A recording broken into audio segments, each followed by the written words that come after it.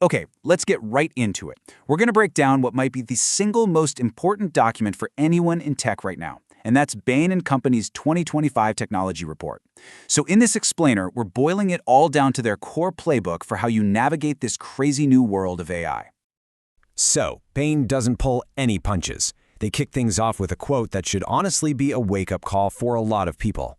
If you're still piloting, you're dangerously behind. Whoa, think about that. This means we're way past the let's try a few things phase.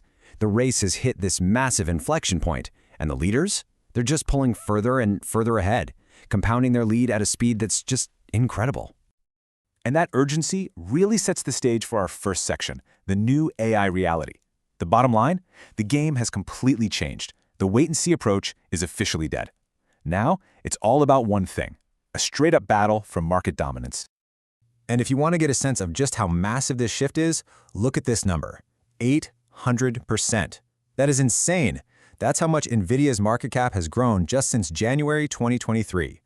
This isn't some little trend, you guys. This is a seismic, fundamental reordering of the entire global economy. So the big question is, where is all that value going? Well, it's getting concentrated right at the very top. We're talking about the big 5 tech companies, the hyperscalers like Microsoft, Amazon, Alphabet. They now make up over 70% of the market value of the top 20 companies. They are the clear early winners, and it's because they poured billions into AI infrastructure, talent, and building these foundational models. Okay, so with all this power concentrated at the top, it naturally leads us to part 2, AI's strategic battlegrounds. This is where the real fight for the future of tech is happening right now. And believe me, it's being waged on a bunch of different fronts. So where's the first major conflict? It's in a place that's the bedrock of modern business, software as a service, or SaaS.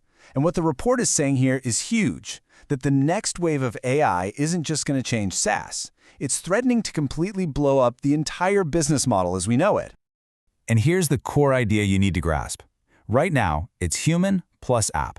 You open an app, you click around, you do the thing. The future is AI agent plus API. You don't mess with the app. You just tell an AI agent the outcome you want, and it goes and does all the work in the background, talking directly to the software's API. Think about it.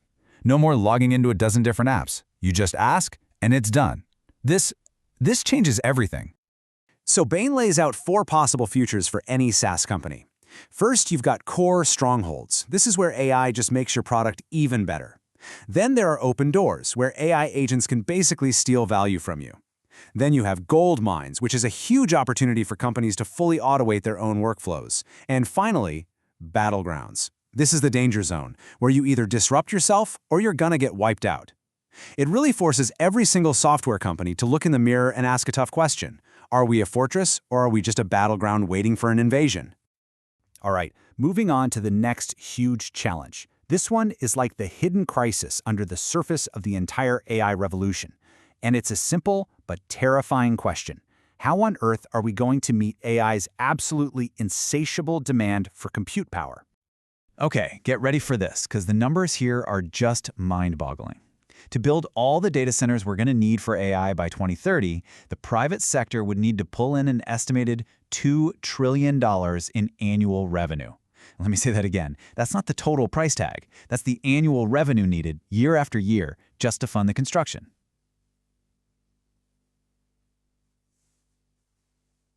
Wow. And it gets crazier. Let's say you took every single dollar from every IT budget in the world, moved it all to the cloud, and you reinvested every penny you saved from AI making things more efficient. You'd still have an $800 billion hole in your budget every single year. This is a massive, massive problem. It's a crisis that could literally choke off the entire AI boom. So you can see how this massive compute shortage naturally creates a third battleground. And this one's geopolitical. The race for sovereign AI. Basically, countries are looking at this and realizing that having your own AI capability is just as important as having a strong military. So now they're all scrambling to build their own AI systems so they don't have to rely on a handful of US tech giants. It's about digital independence.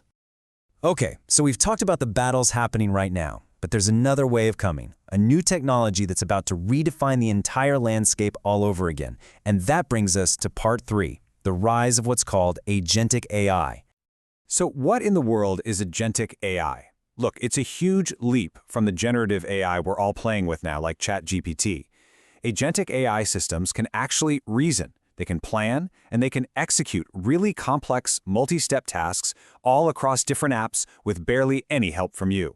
The best way to think about it is this. Generative AI is like an intern who helps you with your work. Agentic AI is like a senior employee who just goes and does the work for you. And please, don't think this is some sci-fi, far-off future stuff. It's not. The industry is already rocketing into levels 2 and 3 of this. We're talking about automating whole tasks and getting AI to coordinate actions across different systems right now. The pace of this is just staggering. Okay, so after all that, the big question is, so what? What do you actually do about all this?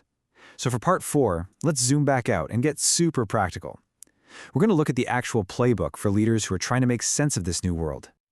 And Bain has this killer line that just perfectly frames the call to action. Disruption is mandatory. Obsolescence is optional. I mean, how good is that? The message couldn't be clearer. If you stand still, you're toast. You have to be the one to proactively disrupt your own business. So what does that actually look like? Well, the report gives us a playbook based on what the winners are already doing. First, it's about strategy. You have to set huge, ambitious goals from the top down. And you've got to redesign entire workflows, not just sprinkle a little AI on top of a few tasks. Then it's all about execution. That means curating your data for very specific problems you're trying to solve. Forget about building some perfect massive data lake. You have to stay flexible with your tech because things are changing way too fast.